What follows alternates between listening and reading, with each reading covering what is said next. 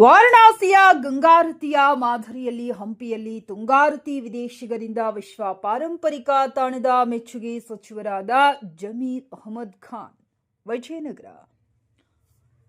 ಹಂಪಿಯ ಪವಿತ್ರ ತುಂಗಾಭದ್ರಾ ನದಿಗೆ ಗೌರವ ಸಲ್ಲಿಸಲು ಮತ್ತು ಪ್ರವಾಸೋದ್ಯಮಕ್ಕೆ ಉತ್ತೇಜನ ನೀಡಲು ತುಂಗಾರತಿ ಕಾರ್ಯಕ್ರಮವನ್ನು ಹಂಪಿ ಉತ್ಸವದ ಅಂಗವಾಗಿ ಹಮ್ಮಿಕೊಳ್ಳಲಾಗುತ್ತಿದೆ.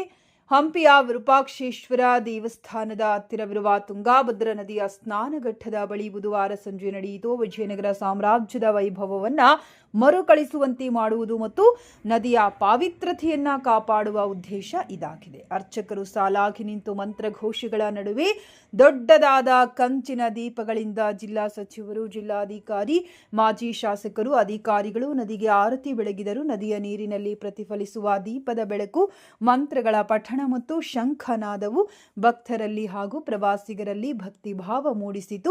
ಹಂಪಿ ಉತ್ಸವದ ಸಮಯದಲ್ಲಿ ಈ ತುಂಗಾರತಿಗೆ ವಿಶೇಷ ಪ್ರಾಮುಖ್ಯತೆ ಇರುತ್ತದೆ. ಸಾವಿರಾರು ಪ್ರವಾಸಿಗರು ಈ ದೃಶ್ಯವನ್ನ ನೋಡಲು ಸೇರುತ್ತಾರೆ. ತುಂಗಾರತಿಯಲ್ಲಿ ಭಾಗವಹಿಸಿದ ಜಿಲ್ಲಾ ಉಸ್ತುವಾರಿ ಸಚಿವರಾದ ಜಮೀರ್ ಅಹಮದ್ ಖಾನ್ ಅವರು ಸತತವಾಗಿ 3ನೇ ಹಂಪಿ ಉತ್ಸವವನ್ನು ಯಶಸ್ವಿಯಾಗಿ ಆಚರಿಸಲಾಗುತ್ತಿದೆ. ಪ್ರತಿ ವರ್ಷ ವಿಶೇಷವಾಗಿ ಉತ್ಸವ ಆಚರಣೆ ಮಾಡಲಾಗುತ್ತಿದೆ. ಹಲವು ವಿದೇಶಿಗರು ಇಂತಹ ಸ್ಥಳ ಹಾಗೂ ಉತ್ಸವ ನೋಡಲು ಸಾಧ್ಯವಾಗಿಲ್ಲ ಎಂದು ಮೆಚ್ಚುಗೆ ವ್ಯಕ್ತಪಡಿಸಿದರು. ಎಷ್ಟೊಂದು ಸುಂದರ ಹಂಪಿ, ಬಂದು ಕಣ್ತುಂಬಿಕೊಳ್ಳಲು ಎಂದರು. ಮಾಜಿ ಶಾಸಕ ಭೀಮಾನಾಯ್ಕ್, ಜಿಲ್ಲಾಧಿಕಾರಿ Kavitha S Mannikeri, CEO Nanjay Mohammed Ali, Akram Shah, SP S Janavi, S C Vivekananda ಹಾಗೂ ಇತರೆ ಗಣ್ಯರು ಉಪಸ್ಥಿತರಿದ್ದರು.